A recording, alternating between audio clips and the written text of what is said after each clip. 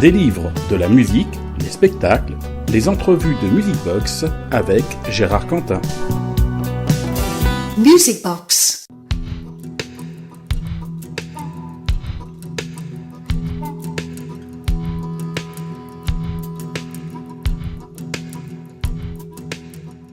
L'Or des Beiges. C'est nous. C'est vous. L'Or des Beiges. Donc Philippe Guillaume et puis et Pierre Boisseret et aussi Stéphane Brangier. Donc deux scénaristes et un dessinateur pour cette bande dessinée. Une bande dessinée qui nous entraîne dans les années de la Seconde Guerre mondiale, avec une histoire presque inconnue et qui pourtant est une histoire formidable, puisque il y a de l'or.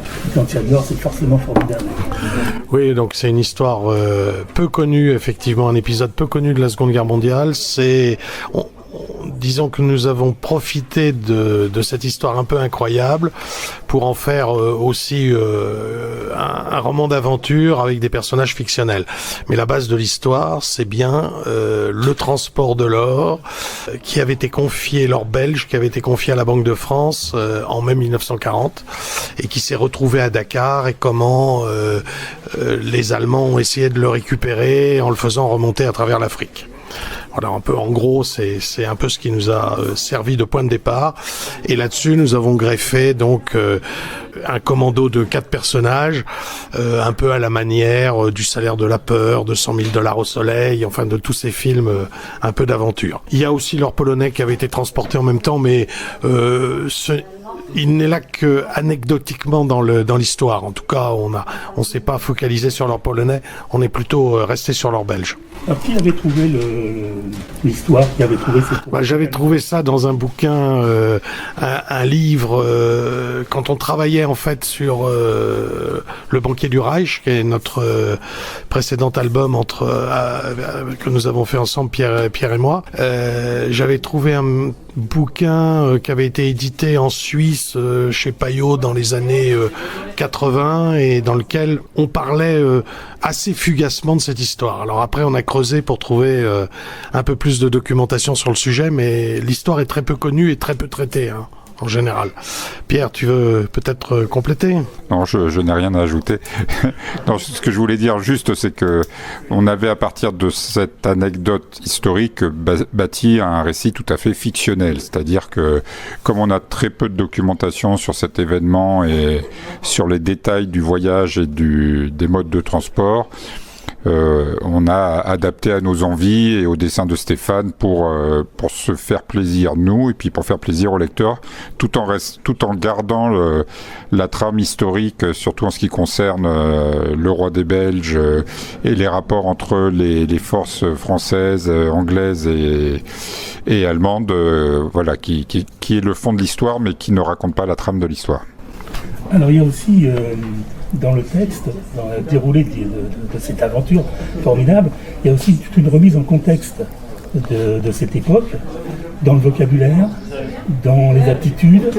Et puis, est-ce qu'il n'y a pas eu des fois des moments de se dire, on regarde cette époque avec nos yeux à nous du XXIe siècle? C'est exactement ce qu'il faut éviter de faire.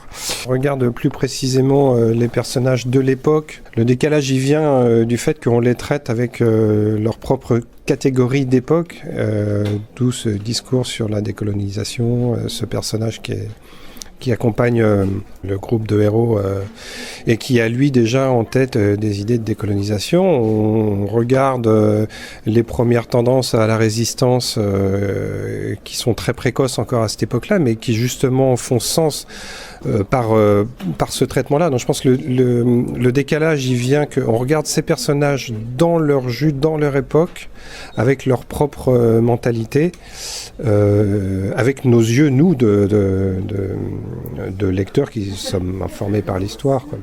Oui, mais c'est pas décalé, parce que la décolonisation, les ferments de la décolonisation et des mouvements de résistance à la colonisation sont déjà en germe, puisque dès le lendemain de la guerre, dès 1945, il va y avoir des révoltes au Cameroun, en Algérie, en Afrique noire.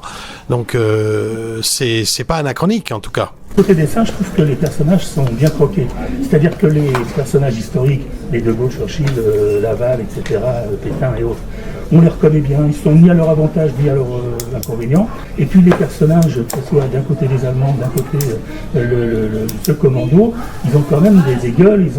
Ça a été facile de créer un dessin qui ne soit pas le dessin entre l'hyperréalisme et puis le dessin un peu caricatural. C'est ça, c'est un dessin semi-réaliste, mais à géométrie variable en fait.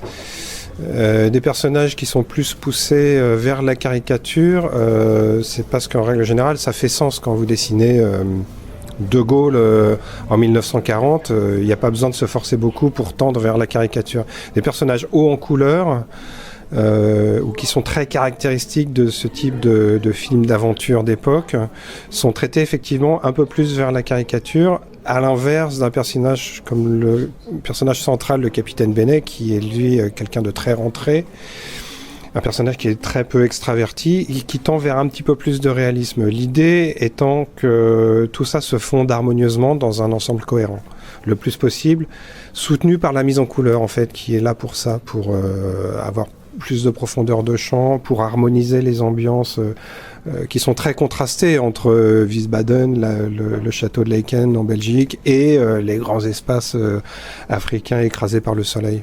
On a l'impression dans la colorisation qu'on est entre le noir et blanc et le film colorisé.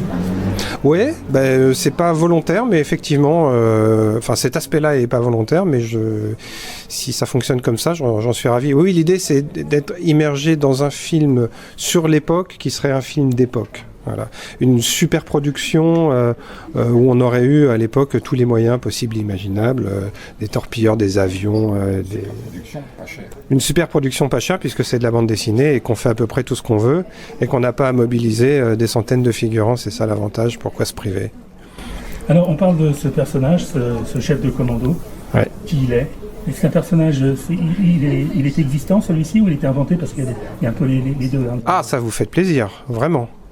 Parce que si on n'arrive pas à faire la différence, c'est qu'on a réussi notre coup.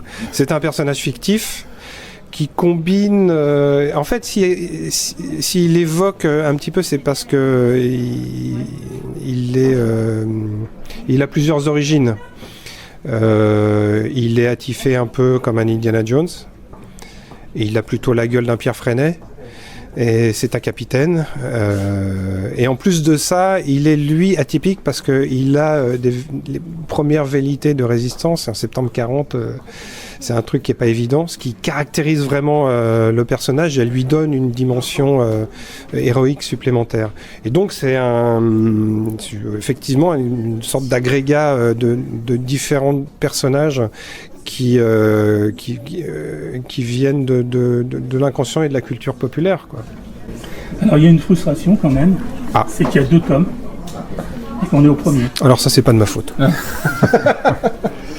Oui, et alors? Et alors, je suis resté sur ma faim.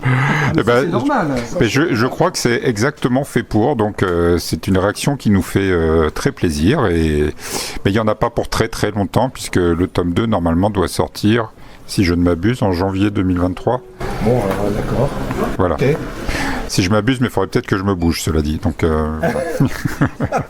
Et moi donc. Oui. Merci donc à tous les trois, donc Philippe Guillaume, Pierre Boissy et Stéphane Rangier, donc L'Or des Belges, et c'est publié chez Largo. Merci. Merci.